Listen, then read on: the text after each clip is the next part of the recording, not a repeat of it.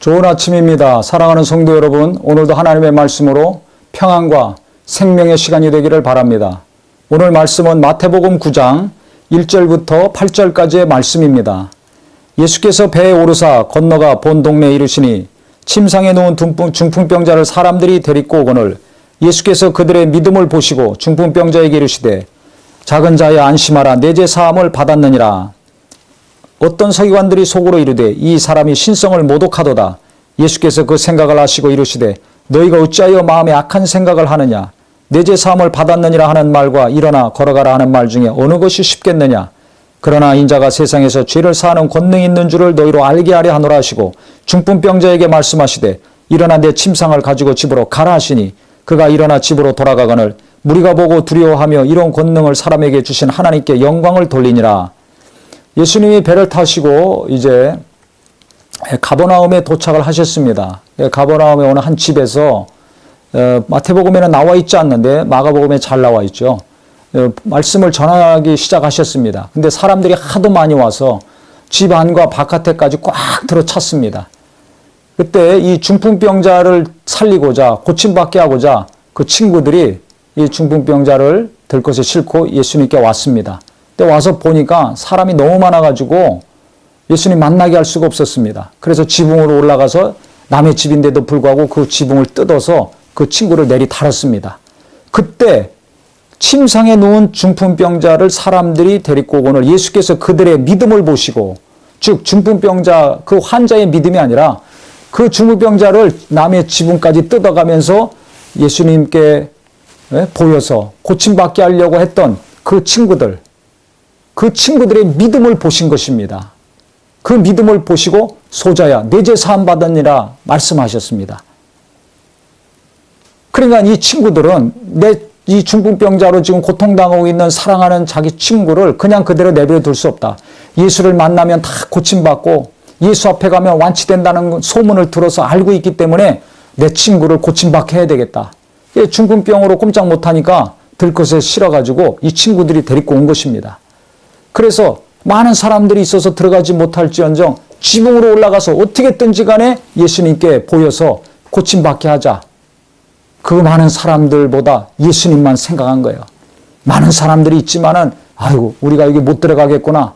아이고 저렇게 사람들이 많으니까 예수님 못 만나겠구나. 낙심해서 돌아가거나 좌절해서 고민하지 아니하고 예수님께 계속 어떻게 하면 예수를 만날 수 있는가. 어떻게 하면 예수님 만나서 고침받게 할 수 있는가. 오직 이 생각만 있었습니다. 그러니까 지붕까지 올라가가지고 뜯어서 그 친구를 내리 다른 것입니다.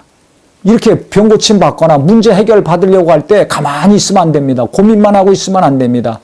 내가 하나님의 능력으로 고침 받아야 되겠다. 내가 주님의 능력으로 해결 받아야 되겠다.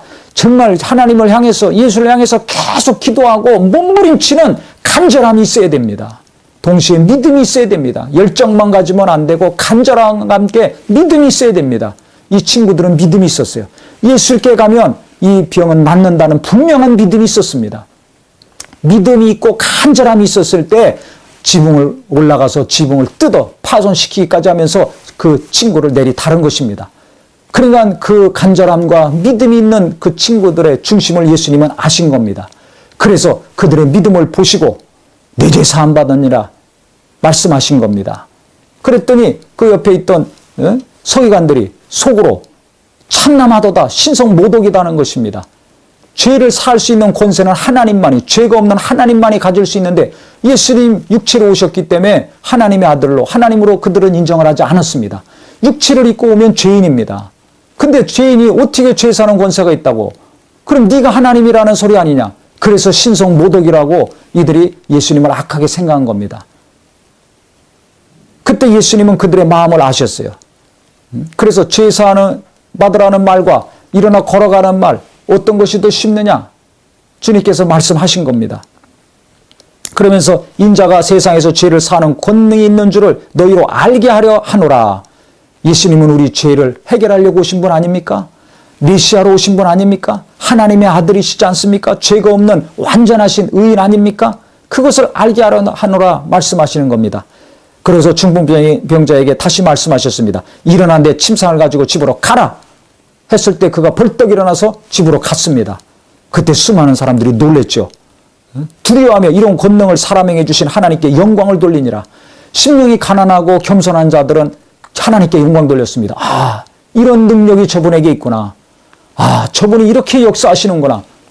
놀래고 하나님께 영광 돌렸고, 예수를 오해하고 핍박하던 이 서기관들, 바리새인들은 계속 예수를 미워하고 예수를 정죄하고 예수를 올무에 빠뜨리려고 더 열심을 냈습니다. 시간이 가면 갈수록 예수님이 이적을 행하시고 능력을 행하실 때 반응은 극과 극이었습니다. 유대 종교 지도자들은 계속 예수님과 멀어졌고, 심령이 가난하고 애통하고 의에 목마른 자들은 주님을 환영하고 기뻐하고 병 고침받고 자유함을 얻고 영생을 얻고 그 생명의 말씀으로 행복한 삶을 살았습니다. 나는 어떤 사람입니까? 하나님이 일하시는 것을 계산하고 따지면서 성령을 회방하고 거스리는 사람입니까? 아니면 겸손하고 순전해서 하나님이 일하시고 성령이 일하시는 사람들을 기뻐하고 환영하는 사람입니까? 한국교회에 무언가 성령이 역사하시고 이적과 능력이 나타나면 이단이라고 정죄합니다.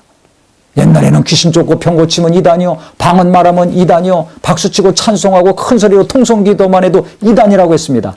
20, 30년 전만 해더라도. 지금은 거의 그런 것을 이단이라고 정죄하지 않냐고 깨어있는 교회들은 다 그렇게 하고 있죠.